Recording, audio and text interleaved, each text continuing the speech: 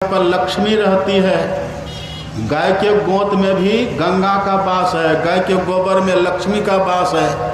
अब बकरी जहाँ रहेगी ना, बकरी वो कहते हैं छिक धन, जहाँ बकरी रहती है वहाँ पर दरिद्री रहती है।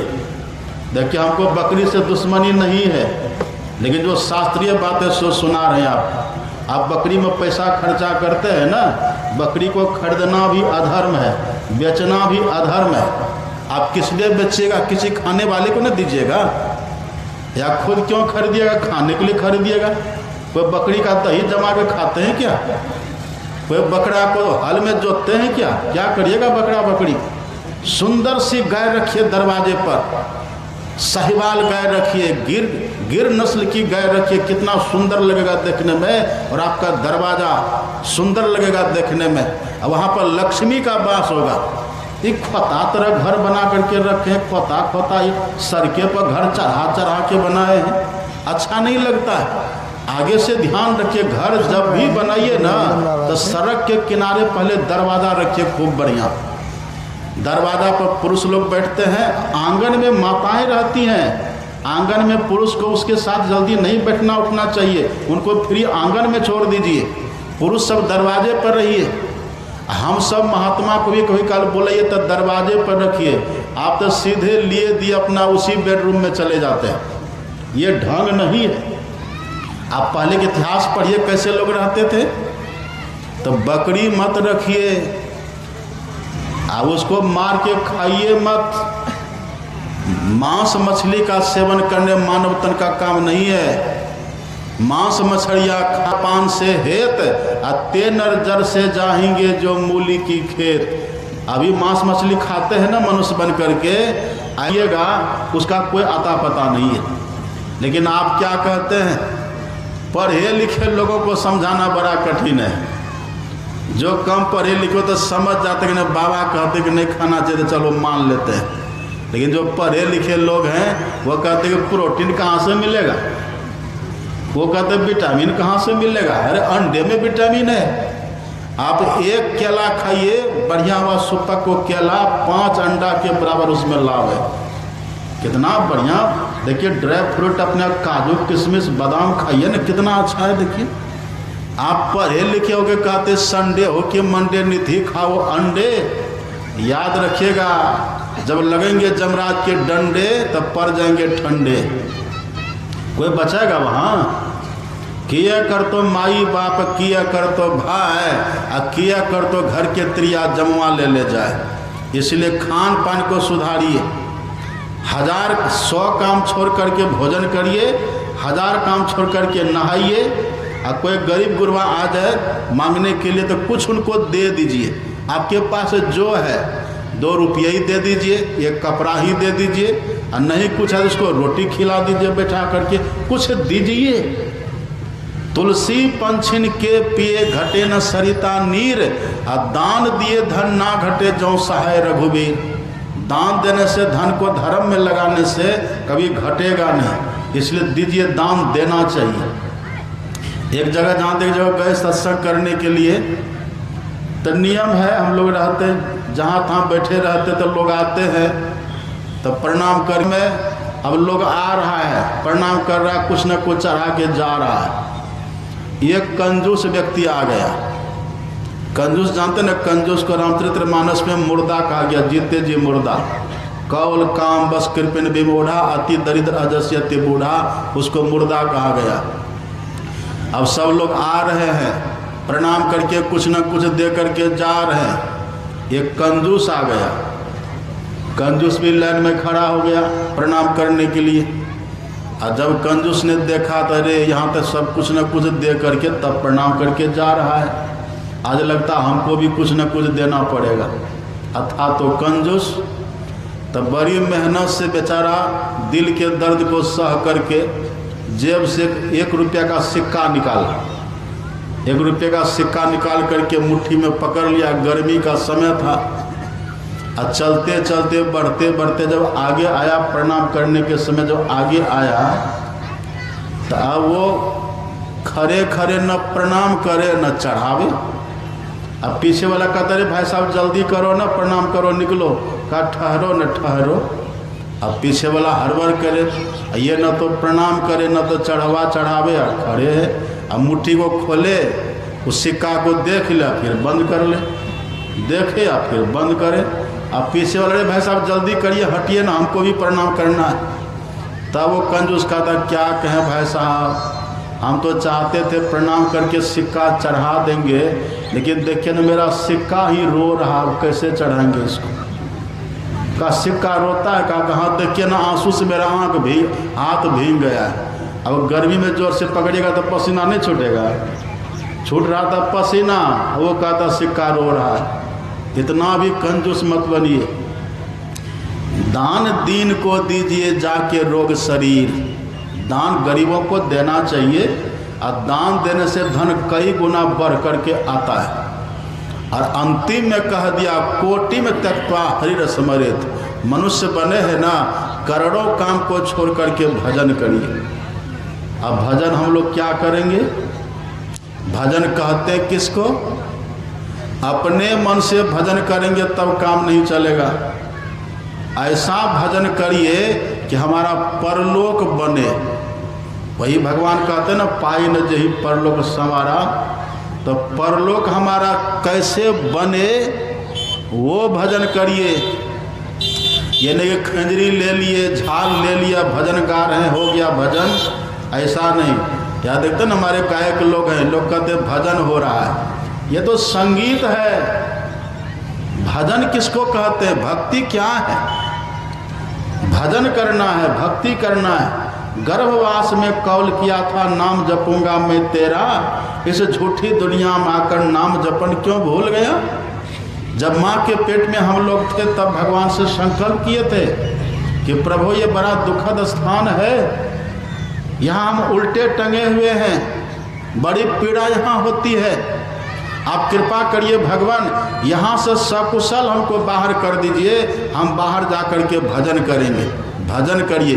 कैसा भजन करना चाहिए?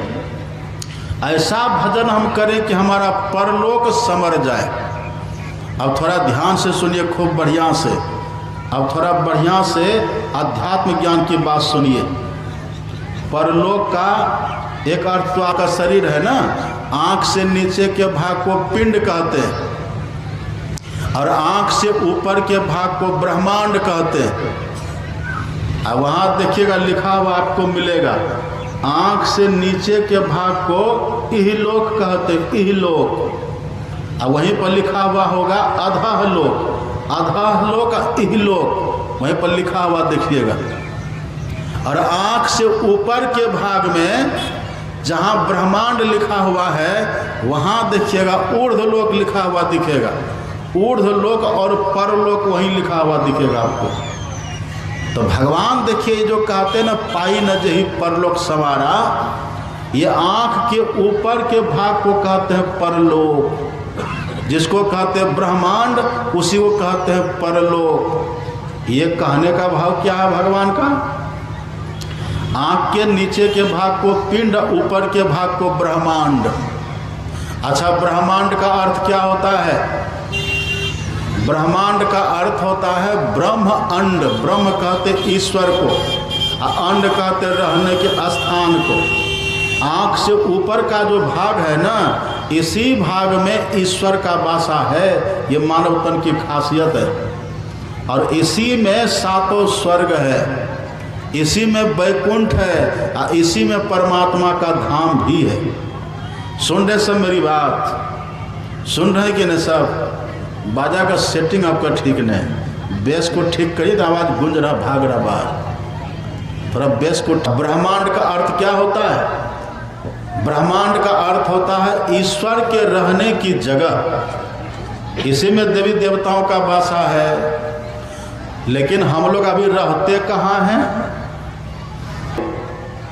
भगवान शंकर कहते हैं देहस्था सब देव, फिर वही उनका डेरा ही था, वहीं ठहरे थे कुप्पाघाट आश्रम। कार्यक्रम को एक बार दोपहर के समय इस क्षेत्र में लगातार खा पी करके वो गए महर्षि संसद जी महाराज का दर्शन करने के लिए करते हैं। हम सभी संयोग से आश्रम नहीं थे तब में कुप्पाघाट में।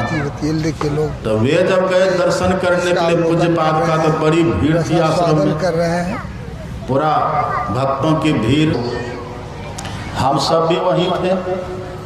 अब देखिए दोनों में बातचीत होने लगी। उस महापुरुष में अब पूज्यपाद संत शिवी जी महाराज में बातचीत होने लग गई। थोड़ी देर तक बातचीत हुई। अब बातचीत होने के बाद जब पूज्यपाद महर्षि संत शिवी जी महाराज अपने कक्ष में जाने लगे तो पीछे पीछे वो महापुरुष भी चले गए, बिना कहे वो भी चले गए। अब वे जब भीतर गए ना तो वो तो महापुरुष का कमरा था। रात दिन वो ध्यान में उन्मुनी रहने वाले महापुरुष, कमरा में शांति विराज रहता है, लेकिन थोड़ी सी कमी है कमरा में। पूज्यपाद ने कहा अब क्या कमी है, जब आपको शांति मिल ही रही है, शकुन आपको लग ही रहा है, तो फिर कमी क्या है। देखिए तब वो कर्मकांडी थे, तब वो कर्मकांडी कहते हैं कि महाराज जी कमरा तो आपका बहुत अच्छा है, इन कमरा में एक गाय के घी का जोत जलाइए, एक अखंड गाय के घी का दिया जलाइए, तब और ज़्यादा अच्छा हो जाएगा। कर्मकांडी थे, ऐसा कहे। तब देखिए पूज्यपाद ने क्या कहा। पूज्यपाद महर्षि संत शिवी जी महाराज ने कहा कि सुनिए महाराज, साधु के कमरा में दिया नहीं जलता है, साधु के हृदय में दिया जलता है। कबीर साहब की वाणी सुना दिए, अपने घट दिया ना बारू रे, नाम का तेल सुरत की बाती ब्रह्म अग्नि उद्गारू रे, है ना। आप और भी पढ़िएगा। घट घट दीपक बरे, लखै नहीं अंध है, लखत लखत लखी परे, कटे जम फंद है। तो हम लोग जो अभी है ना, ये पिंड में है, अंधकार में। इसको कहते इहलोक, इसको कहते अधः लोक, लेकिन ऊपर को कहते ब्रह्मांड। इधर कोई साधु महात्मा जो साधक होते वो इधर जाते हैं, इधर जो जाते हैं ना उसी का जीवन सफल होता है, उसी का परलोक बनता है। ये मत सोचिए कि मरेंगे तो परलोक हमारा बनेगा, स्वर्ग जाएंगे, ऐसा नहीं। अब वो मिला सो तब वो मिलेगा, नहीं तो जमपुर बासा। मरने के पहले हमको अंधकार से प्रकाश में चला जाना है। जो मरने के पहले अंधकार से प्रकाश में जाएंगे उसका परलोक बनता है। तो अंधकार से प्रकाश में कैसे जाएंगे, इसी के लिए भगवान कहते कर्णधार सदगुरु दृढ़नावा, गुरु को कर्णधार मल्लाह बनाइए। गुरु की कृपा से कोई अंधकार से प्रकाश से पिंड से ब्रह्मांड में जाते हैं। इन कैसे जाएंगे, 3 काम गुरु बतलाते हैं। एक काम आपको बतलाएंगे, एक मंत्र का जप करिए, एक मंत्र बताएंगे, एक मंत्र का जप और इष्ट के रूप का ध्यान, अदृष्टि योग की साधना। ये 3 काम यदि एक साथ आप करिए बैठ करके जुक्ति जान करके, तो पिंड से ब्रह्मांड में चले जाइएगा, इहलोक से परलोक में चले जाइएगा, मानव तन सफल होगा। इतना काम ये काम नहीं करेंगे, खाली बाहरी पूजा पाठ में लगे रह गए, यहाँ गए वहाँ गए, कोटि कोटि तीर्थ करे, कोटि कोटि करी धाम, और जब लग संत न सेवै सरे न एको काम। मथुरा जावे द्वारिका, भावे जा जगन्नाथ, और साधु संगति हरि भजन बिनु कछु न आवे हाथ। कुछ भी हाथ नहीं लगेगा। तो जो गुरु के शरण में जा करके उनसे दीक्षा लेकर के इतना काम रोज करेंगे। 3 बार आप लोग भोजन करते हैं ना, 3 बार संध्या वंदन भी करना चाहिए। ब्राह्म मुहूर्त में जग करके, दिन में स्नान के बाद और सूर्यास्त के बाद त्रिकाल संध्या यदि कोई करे, और सुबह शाम स्तुति विनती करे, इतना काम यदि आप कर रहे हैं तो परलोक हमारा बन जाएगा, आपका परलोक बन जाएगा। इतना काम नहीं करेंगे, बस इस मंदिर में जा रहे हैं, उस मंदिर में जा रहे हैं। जिनके मंदिर में जा कर के आप पूजा करते हैं ना, वो भगवान खुद ही कह रहे हैं, पाई न जही परलोक संवारा। अब परलोक संवारने के लिए बस यही काम करना होगा, अंधकार से प्रकाश में जाना होगा, पिंड से ब्रह्मांड में जाना होगा। और यदि एक बार अंधकार से प्रकाश में चले गए ना, उधर जो सुख मिलेगा वो सुख विषय सुख में कभी नहीं मिलेगा, विषय में वो सुख कभी नहीं मिलता। अभी तो हम लोग का मानव तन है, सुन रहे थे ना, भगवान कह रहे थे नर तनु पाई विषय मन देही, अब पलटी सुधाते 60 विष ले। अभी तो विषय विष की तरह लगता है, लेकिन यदि गुरु से जुक्ति जान करके अब भीतर में प्रकाश का दर्शन कर लिए, अब तब जो वहाँ रस मिलेगा, ब्रह्म पीयूष मधुर शीतल, जौपे मनसो रस पावे, तौकत मृग जल रूप विषय कारण निशिवासर धावे। फिर वो विषय रस के पीछे तब नहीं दौड़ते। या जग सुख तुच्छ करी लेखे, इस दुनिया का विषय सुख आपके लिए तुच्छ हो जाएगा, वो भीतर का ब्रह्म सुख मिलना शुरू हो जाएगा, भीतर का आनंद मिलना शुरू हो जाएगा। चलत पंथ सुख होत महा है, जहाँ अझर झरते। इसी के लिए मानव तन भगवान कहते, इसी के लिए मिला है मानव तन। एक बात और देखिए, यदि मरने से पहले कहीं गुरु कृपा से प्रकाश में चले गए ना, फिर तो गोटी लाल है, तब न तो मरने का कष्ट, न तो जन्मने का कष्ट, न तो माँ के पेट में रहने का कष्ट। माँ के पेट में रहेंगे तब भी आनंद से 9 महीना तक रहेंगे, वहाँ भी उसका नाम है सुख मना। एक बार उसको खोल तो लीजिए, फिर हमेशा मन सुख में ही रहेगा। यही काम करना, ये लक्ष्य बना करके जो मानव तन में रहे, अब बाकी अपना स्वावलंबी जीवन जिए, खूब बढ़िया से जीवन बिताओ स्वावलंबी, धर्म भारे फोड़ी कर, और संतों की आज्ञा है ये में ही मात धर चल छोड़ी कर। जिनका जो काम धंधा है, आप किसान हैं खेती करिए, शिक्षक हैं आप पढ़ाइए लिखाइए, कोई और सरकारी नौकरी आप वो अपना ड्यूटी निभाइए, जो करते हैं सो करिए। बच्चे पढ़ते लिखते हैं, वो भी पढ़े लिखे भी त्रिकाल संध्या भी करें। विप्र भंगी अपढ़ पढ़वा करो तरि हो न शंक हो, और तरते गए जो अस किए सब रह राना रंग को, जो करेंगे सो तरेंगे। जिनको करने का शौक है उनको लाभ हो जाएगा, इसलिए जो करते हैं उसको लाभ होता है, तो करना चाहिए। और नहीं करेंगे तो अंतिम में भगवान ने, मैंने पहले कह दिया ना, जो न तरई भव सागरा नर समाज अस पाए, अशोकृत निंदक मंदमती आत्म हन गति जाए। यदि ये काम हम लोग नहीं करेंगे तब फिर वही मर करके भूत प्रेत कुकर सुकर गधा गिदर की योनियों में चले जाएंगे, वहाँ फिर बहुत दुख होगा। इसलिए भगवान कहते सिर धुनी धुनी पछताए, सिर धुन धुन करके पछताना होगा। 3 बार तो बैठ करके ध्यान करिए ही, और चलते फिरते हमेशा मंत्र जपते रहिए। नाम सुमर मत ढील कर, जो सुमरे तो लाह, यहाँ खलक खिदमत करे वहाँ अमरपुर जा। यहाँ भी सुख मिलेगा, उधर अमरपुर, उधर भी सुख का स्थान। करते कर्म करो विधि नाना, असुरत राख जहाँ कृपा निधाना। ईमानदारी की कमाई कमाइए, उससे अपना भोजन करिए, और साधु महात्मा का भी, अतिथि का भी सम्मान करिए, और घर में रह करके माता पिता का बहुत सम्मान करिए। आप सत्संगी बन जाइए, अब माता पिता का अपमान करिए, आपके सत्संग को धिक्कार हो जाएगा। सत्संग करे, माता पिता को प्रताड़ित करे, माता पिता साधना करने से, जिसको कहते हैं नादानुसंधान की साधना, नाद साधना। तो नाद साधना तो बाद में बतलाते हैं, पहले संत मत 3 ही साधना की पद्धति बताते हैं। इसको जो ठीक ठीक कर लेते हैं उसके भीतर प्रकाश होता है। अब गुरु महाराज जी का दर्शन, जिस देवता का दर्शन आप चाहेंगे उनका दर्शन, वो तो मंत्र जब से ही हो जाता है। मंत्र परम लघु जासु बस, विधि हरिहर सुर सर्व, महामत गजराज जिमी बस कर अंकुश खर्व। जैसे छोटे से अंकुश के द्वारा व्यक्ति विशाल हाथी को बस में कर लेता है, ऐसे गुरु प्रदत्त छोटे से मंत्र के द्वारा, मात्र 2 अक्षर के मंत्र के द्वारा व्यक्ति ब्रह्मा विष्णु महेश सहित 3300 करोड़ देवी देवता को बस कर लेता है। ये देखिए संत मत का ज्ञान कितना दिव्य ज्ञान है। इसी ज्ञान को सबको अपनाना चाहिए।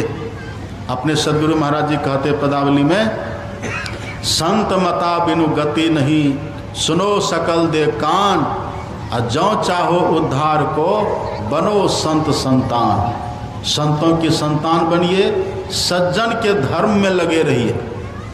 सज्जन का धर्म है इस मानव तन में रह करके चोरी नहीं करिए, बिना पूछे किसी का सामान मत लीजिए, हिंसा नहीं करिए, हिंसा करने वाले का परलोक बिगड़ जाता है। हिंसा मत करिए, मांस मत, मछली का सेवन मत करिए, हिंसा नहीं करिए, किसी भी तरह के नशा का सेवन मत करिए। 80 चुटकी 90 ताल तब देखो खैनी का हाल। लोग खैनी खाते हैं ना, खैनी खाना अच्छी बात नहीं है। आप खैनी को खूब लटाइए और सांप के नाक पर दे दीजिए, वो बेहोश हो जाएगा। जहर नशा होती है उसमें। खैनी मत खाइए, बीड़ी का सेवन मत करिए, सिगरेट मत पीजिए। एक ने कहा कि बाबा बीड़ी पीने में तो बड़ा लाभ है, सिगरेट पीने में बड़ा लाभ है। कहा क्या लाभ है जी? कहा देखते जब दूध दूह करके लाते ना गाय भैंस का बाबा, तो जिस बर्तन में दूध को रखना होता है ना, उस बर्तन को पहले धुआं देख के थोड़ा सुनहा देते हैं और तब दूध रख देते हैं। ऐसे बीड़ी के सिगरेट के धुआं से पहले पेट को सुनहा देते हैं, ऊपर से दाल भात रख देते थे। कौन गलत करते हैं? ये अच्छा ज्ञान हुआ, इसको कहते कुतर्क। ये नहीं करना चाहिए। एक ने कहा कि बाबा और भी लाभ है। क्या लाभ है? कहा देखते जब माताजी सब भोजन बनाते ना फूस के झोपड़ी में, फूस के घर में, तो घर का जो काठ कर होता है ना, चूल्हा के धुआं से मजबूत हो जाता है। ऐसे बीड़ी के धुआं से बाबा छाती की हड्डी मजबूत होती है, हड्डी मजबूत होगी और कैंसर पकड़ लेता है। ये सब मत खाइए।